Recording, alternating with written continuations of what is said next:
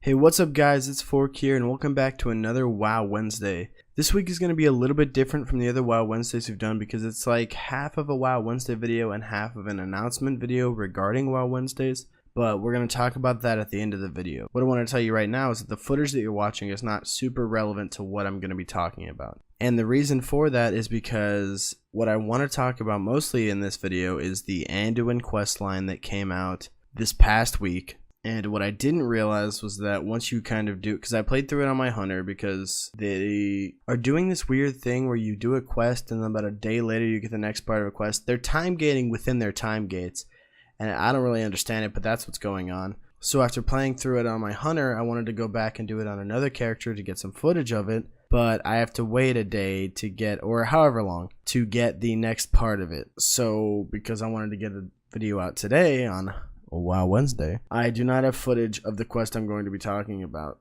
So what you're seeing is just my hunter doing some time walking for this week. Quickly, I want to cover what actually came out this week, because what came out this week was a quest that you get from Illidan.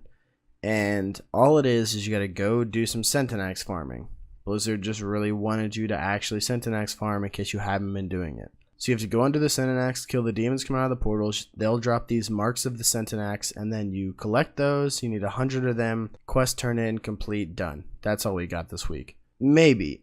Unless they do some kind of thing like they did this last week, because I thought that we were done after the Khadgar thing last week. And then the Anduin questline showed up on my map. Now for anyone who hasn't done it, it's basically a questline about how Anduin is doing, where he's at right now, and what mindset that he's in. It starts with you diving down into the water and collecting the compass that Varian had on him in that Legion cinematic that we all saw so many times. You then return the compass to Anduin, he gives you some artifact power, and seemingly that was about it. Until another quest pops out, like I said, about a day or so after you do the first part. At which point you do a lot of, we'll call it babysitting, because that's kind of exactly what it is. Which I feel like kind of mirrors the feeling that the player base has, because no one really cares that much about Anduin. But honestly, after doing this quest, I cared more about Anduin, and I thought I was more hopeful for where he's going as a character. But you basically follow Anduin on his self-discovery tour through different areas of the game. He sneaks out, he goes to different parts of Stormwind, he hears a lot of people talking some mad shit about him. He even hears Jen Greymane talking about him bad. Velen's like, no, we got to give the boy a chance.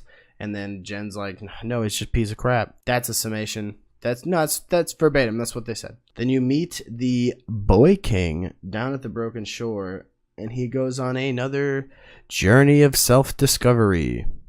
Now, it sounds like a shitty quest, and that's because it is kind of a shitty quest line. But what I think brought it back for me a little bit was the cutscene at the end.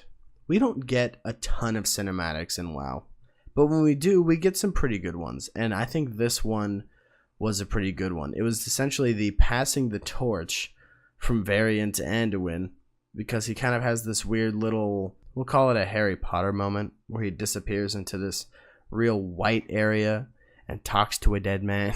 Varian basically tells him that he's got to be strong, and then essentially what seems like gives his blessing for Anduin to kind of have his sword, which starts glowing, and then he takes it. But it's a decent cutscene, and it honestly gave me a little bit of hope for Anduin's character, because while the questline itself was kind of boring, and you're kind of just following him around for a long time, it did lead to putting Anduin in a place where he can kind of step up a little bit. And hopefully that happens.